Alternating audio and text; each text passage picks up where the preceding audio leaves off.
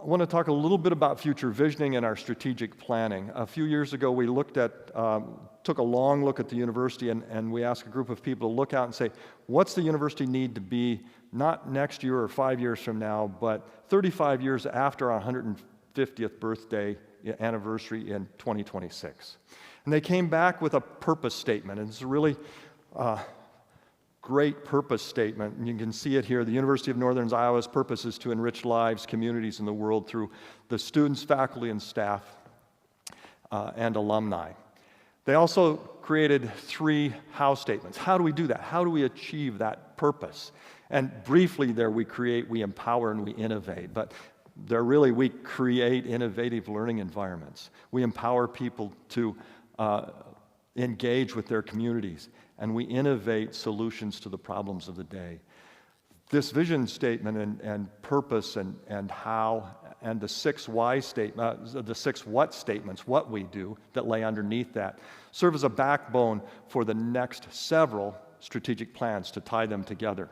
Strategic, and that's what this slide illustrates, that as we move forward, we know that we're going to be dealing with things like enrollment pressures. We know we're going to be confronting educational debt.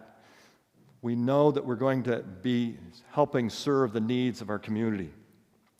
As we look at a long-term strategic plan, how do we use our vision statement? We use all of that work on our purpose, on our hows, and on our whats to tie each of the next several strategic plans together.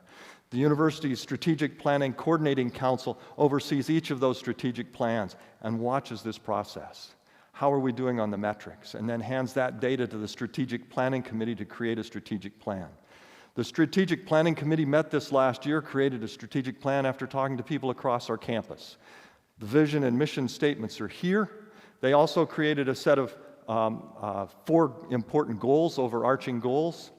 Underneath that are some strategies to reach those goals and some underlying goals, and we're in the process of creating really solid metrics to see how we're doing. This is the plan for 2023 to 2028. We don't have it up on the website. It has been approved by the Board of Regents in the spring. We'll have it completed and up in time for its launch in January of 2023 with new metrics, and we'll have a report on our current 2017-2022 strategic plan soon. So I want to thank especially the University Strategic Planning Coordinating Council for the work they've done in creating metrics for our current plan, helping us track those and follow them every semester at the university, and then preparing this, helping get the Strategic Planning Committee set up to effectively create the next strategic plan for the university.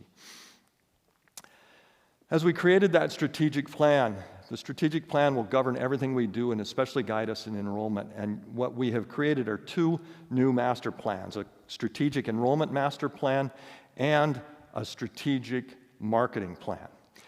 I want to spend just a little time on the strategic enrollment master plan. This is a 5-year look, much like the strategic plan. How do we grow enrollment? It's essential. The goals of that are to grow our market share of new students, especially among students coming out of high school, to grow our transfer population, and to grow our graduate population as well.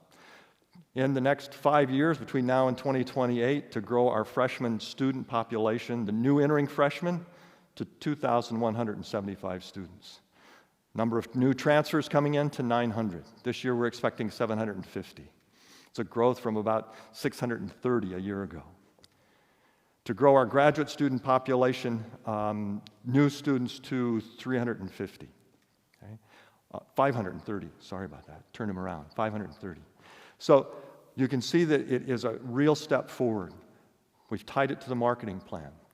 We want to grow our retention rate to 85%. Grow our 4-year graduation rate to 50%. It'll put us in very rare company for a regional comprehensive. We already are. Grow our 6-year graduation rate to 70%. We've talked about that over the years, and everybody's a little worried. 70%, that seems unrealistic. Last year we were close to 69%. It's within reach. It's going to take some work, but it's within reach. In the end, if all of these pieces come together, we'll have an enrollment in 2028 of about 11,000 people. It's the students. It takes time. We grow really through freshmen and transfers. we can't grow the institution very quickly. We're going to do it in a smart way, in a systematic way.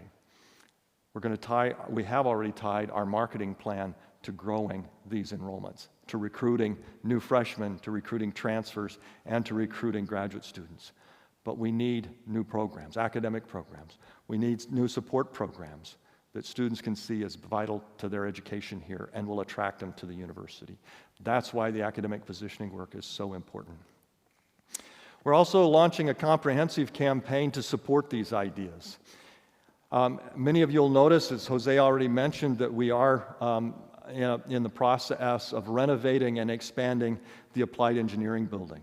We'll also start a renovation of this building in the spring, groundbreaking in the spring, and hope to have this building completed by the fall of 2024. That building also ready to open in the fall of 2024. While this room itself won't be changed much, we will have new seating in here, including cup holders, I've been told, which would be really helpful in many cases, but a new lounge area off the side and really improved customer service. It's exciting to have these sorts of things going on. Students and people notice. It helps beautify our campus. It helps us recruit students and bring more people to our campus.